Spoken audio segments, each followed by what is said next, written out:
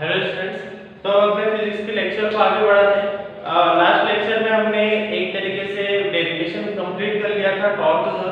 ठीक है, मैंने आपको बताया था कि अगर हम इलेक्ट्रिक डाइपोल को यूनिफॉर्म इलेक्ट्रिक फील्ड में रखते हैं तो उस पर क्या इफेक्ट पड़ेगा। ठीक है, ये कंप्लीट करने के बाद अब जो हम आगे बढ़ रहे हैं एक थ्योरम की तरफ, जो थ्योरम बहुत ज्यादा इंपॉर्टेंट है आपके 12th क्लास के लिए। ठीक है, और अल्टरनेट आप देखोगे कि लास्ट ईयर के पेपर तो गॉसेस थ्योरम जो थ्योरम है वो अधिकतर बार पूछी गई है। ठीक है, अब गॉसेस थ्योरम है क्या है, एकदम बेसिक से मैं डिफाइन करूंगा। अगर टाइम हमें मिला तो मैं आपको डेरिवेशन भी बताऊंगा। अगर डेरिवेशन का अभी आज टाइम नहीं मिलता है तो हम कल डेरिवेशन पढ़ेंगे, लेकिन स्टेटमेंट आज पूरे तरीके से कंप्लीट कर लेंगे। गॉस थ्योरम का स्टेटमेंट बताने से पहले एक बार मैं वापस से आपको कुछ चीजें क्लियर कर देता हूं। ठीक है, इलेक्ट्रिक लाइंस क्या होती है, विद्युत रेखाएं क्या होती हैं, इलेक्ट्रिक फ्लक्स क्या होता है, ठीक है, विद्युत फ्लक्स क्या होता है, ये सारी चीजें एक बार मैं डिफाइन कर देता हूं, फिर हम बढ़ते हैं आगे गॉसेस थ्योरम की तरफ। देखो, इलेक्ट्रिक फील्ड की अगर हम बात करते हैं तो इलेक्ट्रिक सिंपल सी बात करते हैं, एक वायर में करंट का फ्लो हो रहा है। ठीक है, करंट का फ्लो हो रहा है, इसका मतलब क्या है कि विद्युत रेखाएं क्या कर रही हैं, यहाँ पे आगे की तरफ बढ़ रही है, विद्युत रेखाएं यहाँ पे ट्रेवल कर रही है। सिंपल इतना हम बोल सकते हैं, विद्युत रेखाएं यहाँ पे ट्रेवल कर रही है। इसको मैं क्या बोल रहा हूँ, विद्युत रेखाओं के चलन को ही हम क्या बोलते हैं, विद्युत धारा बोलते हैं। ठीक है, विद्युत रेखाओं के चलन को ही क्या बोलते हैं, विद्युत धारा बोलते हैं। अब किसी एक हम ऐसा बोल सकते हैं सतह, सतह को क्या बोला जाता है, स्टेट नहीं, सतह। एक सिंपल सा हम देखते हैं कि किसी एक सतह पर, किसी एक स्टेट पर मैं क्या करता हूँ, इन सारी इलेक्ट्रिक लाइंस की बमबार्डिंग कराता हूँ, या फिर मैं बोल सकता हूँ कि इन सारी इलेक्ट्रिक लाइंस को उस पार्टिकल से या फिर उस पर्टिकुलर एरिया से मैं क्या कराऊंगा, पास कराऊंगा। ठीक है, इनको यहाँ से मैं पास कराता हूँ। अब देखो, कुछ इलेक्ट्रिक लाइंस अगर यहाँ पे मैं देखता हूँ तो इस तरीके से इलेक्ट्रिक लाइंस इस पर पड़ेंगी।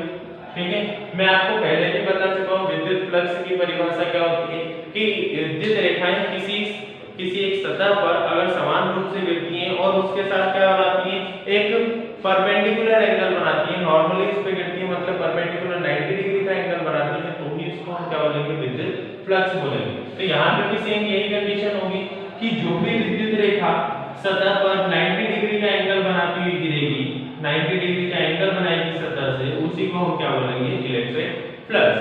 ठीक है, अब यही थ्योरी को थोड़ा आगे बढ़ाते हुए साइंटिस्ट इस पर खोज करने लग गए। तो साइंटिस्टों ने सोचा कि अगर किसी सतह पर इलेक्ट्रिक फ्लक्स का हमें मान निकालना है तो हम किस तरीके से निकालेंगे। मतलब मैं ये बोल देता हूँ कि किसी एक सतह पर मैंने क्या करी, इलेक्ट्रिक लाइंस की, विद्युत रेखाओं की बमबार्डिंग कराई, उसमें मुझे इलेक्ट्रिक फ्लक्स मिला, जो 90 डिग्री गिरी वो इलेक्ट्रिक फ्लक्स है। लेकिन मैं ये कैसे बोल सकता हूँ, उस इलेक्ट्रिक फ्लक्स का मान मैं कैसे निकालूंगा, मैं कैसे निकालूंगा कि कितना इलेक्ट्रिक फ्लक्स वहां पे बना है। ठीक है, ये कैलकुलेशन अभी तक किसी ने बताई नहीं थी। तो इसी को निकालने के लिए गॉसेस ने अपनी एक थ्योरम दी थी, वो थ्योरम मैं आपको बताता हूं अभी। देखो, गॉसेस ने थ्योरम दी थी, उस थ्योरम के हिसाब से उसकी पहले तो कुछ लिमिटेशंस थी, वो थ्योरम लगाई कहां पे जा सकती है। तो गॉसेस ने बोला था कि ये जो थ्योरम है वो हम किसी एक क्लोज्ड सरफेस पे लगा सकते हैं। मतलब आप अगर इलेक्ट्रिक लाइंस किसी सरफेस पे इंसिडेंट करवा रहे हो तो उस सरफेस का क्लोज होना बहुत ज्यादा जरूरी है। ठीक है, क्लोज होना जरूरी है, मतलब वहां पे क्या प्रेजेंट हो, सिर्फ और सिर्फ वैक्यूम प्रेजेंट हो, एयर या वैक्यूम प्रेजेंट हो, वो दोनों परमिटिविटी के अलग-अलग कांस्टेंट है। तो वो अभी छोड़ दो पार्ट, बस इतना समझो कि सरफेस का क्लोज होना बहुत ज्यादा जरूरी है। अगर किसी पॉइंट पे मुझे फ्लक्स की वैल्यू निकालनी है तो उस पॉइंट का क्लोज होना भी बहुत ज्यादा जरूरी है। आया इतना समझ में? ठीक है, इसको अब देखते हैं जरा, मैं इसी को थोड़ा आगे बढ़ाता हूं। किसी एक पॉइंट पे मैंने मान लिया, कूलम्ब्स लॉ में मैंने डेरिवेशन क्या किया था कि कोई दो पॉइंट थे, उनके बीच में मैंने क्या निकाला था, फोर्स निकाला था। ठीक है, इसी को डेरिवेशन को फिर हमने आगे बढ़ाया। मैंने आपको बताया तीव्रता निकालना, इंटेंसिटी निकालना होता है। इंटेंसिटी हमने कैसे निकाली थी, किसी एक पॉइंट से कहीं पे एक इंटेंसिटी निकाली थी, मतलब पी पॉइंट है, एक्सियल पोजीशन आपको सबको याद होगा। तो हम क्या करते थे, एक पॉइंट से किसी पॉइंट पे इंटेंसिटी निकाल देते हैं। अब देखो यहाँ पे चार्ज है, मतलब यहाँ पे करंट होगा। ठीक है, फ्लो ऑफ चार्ज को हम करंट बोलते हैं। तो चार्ज एक बेसिक यूनिट होगी करंट की, यहाँ पे विद्युत की यहाँ पे एक बेसिक सरल रूप होगा। इसके बाद अगर यही इसी चार्ज को मैं थोड़ा कंटेमिनेट करूँ, थोड़ा और इसको बढ़ाकर बोलूँ, तो मैं ये बोल सकता हूँ कि विद्युत रेखाएं यहाँ पे प्रेजेंट होंगी या फिर विद्युत बिंदु तो यहाँ पे प्रेजेंट होंगे ही सही।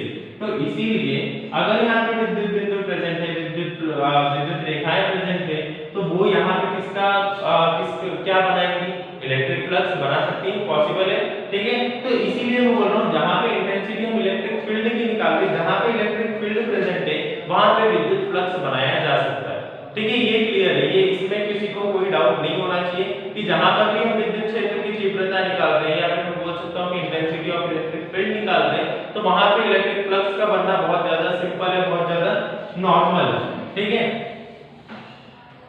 देखो किसी पॉइंट पे मान लिया कि मैंने ये एक सरफेस है जो कि पूरे तरीके से क्लोज है, ठीक है। मैं एक सरफेस बना लेता हूं यहाँ पे, ये सरफेस पूरे तरीके से क्लोज है, ठीक है।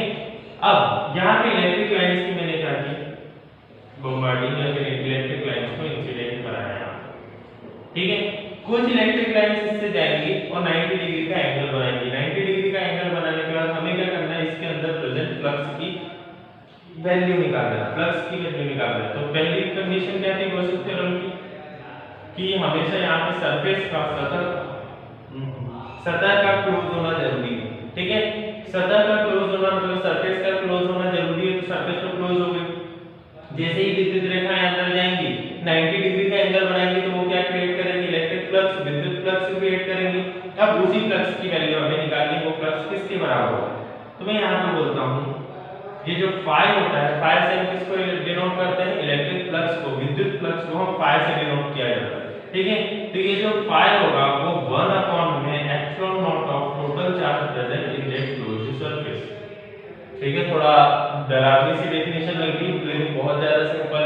देखो पहले हम पढ़ चुके हैं 1 में 4 pi epsilon not into q जो भी है अपॉन में r स्क्वायर, ठीक है। यहाँ पहले पढ़ चुके। हमें क्या करना है, यहाँ पे 1 में एप्सिलॉन नॉट एक कांस्टेंट है जो कि गॉसेस ने यूज किया था, गॉसेस कांस्टेंट है। इसको हमने यूज किया है किसको इंडिकेट करने के लिए, चार्ज के मल्टीपल में इंडिकेट करने के लिए, मतलब चार्ज के गुणनफल में इंडिकेट करने के लिए। यहाँ पे ये जो फाई होगा वो 1 में epsilon not times of total charge present in that closed surface इसके बराबर होगा। ये थोड़े मुझे पता है कि थोड़ा ऊपर से गया होगा, समझ में नहीं आया होगा।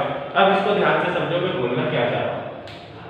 ये क्लोज्ड सरफेस, यहाँ पे इलेक्ट्रिक लाइंस अंदर जा रही है, तो सबसे पहली चीज दो पता होनी चाहिए आपको कि इलेक्ट्रिक फ्लक्स क्रिएट होगा प्लस वहां पे चार्ज तो प्रेजेंट होगा ही सही।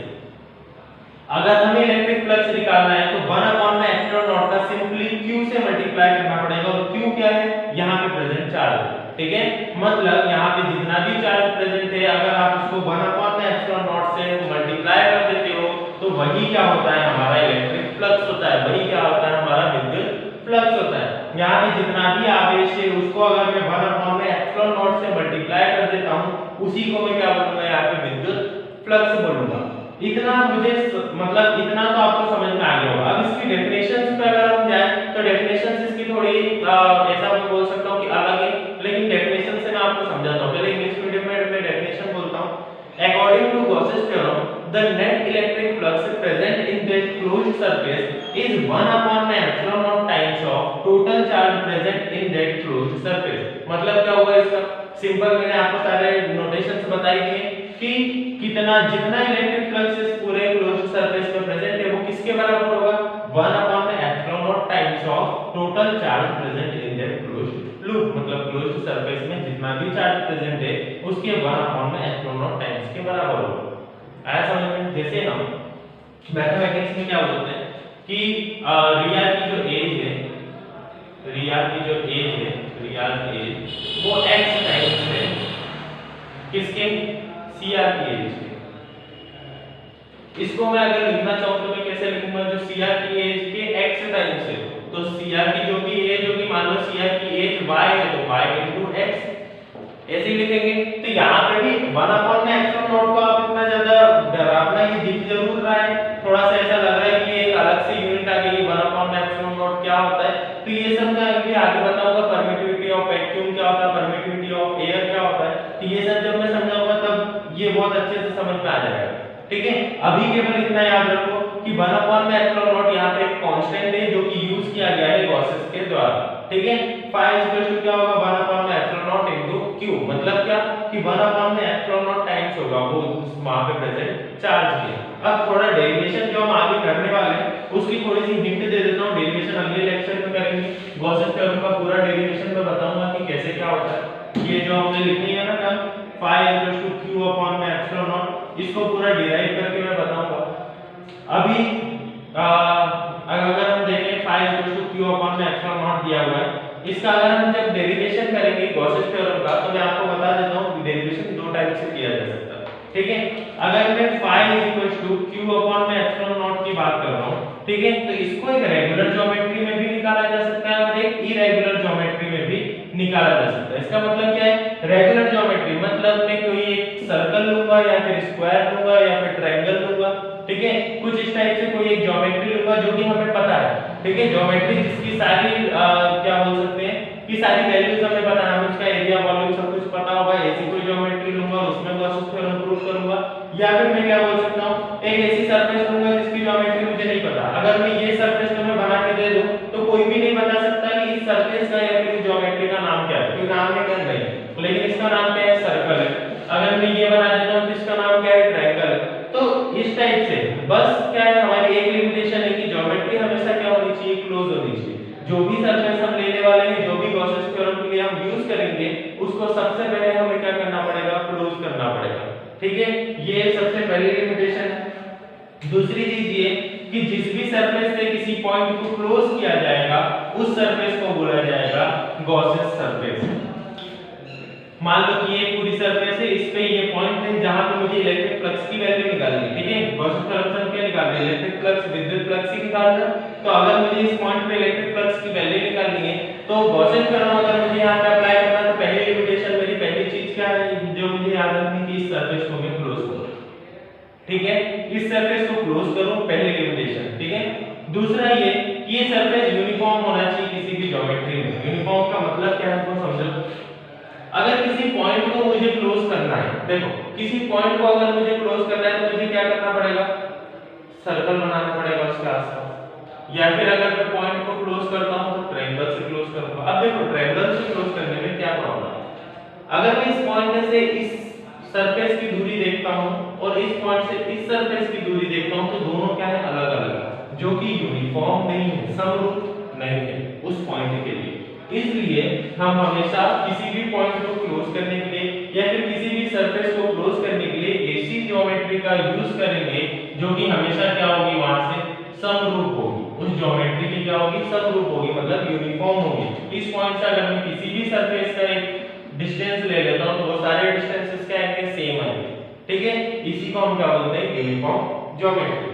आई होप इतना समझ में आ गया होगा। डेरिवेशन जब हम करेंगे तो इसको और अच्छे से समझेंगे, ठीक है। अगर अभी केवल आपको गॉसेस थ्योरम में थोड़ा सा ये पता चलना चाहिए कि गॉसेस थ्योरम होती क्या है, कहां के लिए निकाली जाती है और किस चीज के लिए निकाली जाती है, तो आपको आ गया होगा समझ में कि इलेक्ट्रिक फ्लक्स मतलब विद्युत फ्लक्स का मान निकालने के लिए, या मतलब कि गॉसेस थ्योरम बनाई गई है, विद्युत फ्लक्स का मान निकलता है इससे।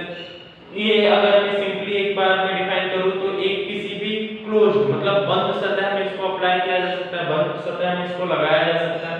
थर्ड चीज क्या है कि अगर मैं डेफिनेशन उसकी देखूं तो वो सिंपल डेफिनेशन क्या है, जो भी वहां पे गॉसेस थ्योरम है, ठीक है, गॉसेस थ्योरम को अगर हम डिफाइन करेंगे तो हम कैसे करेंगे कि जितना भी फ्लक्स उस जितना भी आवेश उस क्लोज्ड सरफेस में होगा, उस क्लोज्ड को क्या बोलेंगे, बंद सतह में जितना भी आवेश होगा वो किसके बराबर होगा, ठीक है, 1/ε0 टाइम्स होगा, ठीक है। सिंपली अगर हम देखें तो यहाँ पे जो विद्युत फ्लक्स होगा, हिंदी में मैं एक बार बता देता हूँ, विद्युत फ्लक्स जो होगा यहाँ पे, विद्युत फ्लक्स वो किसके बराबर होगा, वहां पे जो भी आवेश है मल्टीप्लाई 1/ε0, मतलब 1/ε0 टाइम्स ऑफ चार्ज। यही हमारा क्या है, गॉसेस प्रमेय या फिर गॉसेस थ्योरम है। इसको हम कल और अच्छे से समझेंगे, डेरिवेशन इसका मैं बताऊंगा, ठीक है। आज के लेक्चर में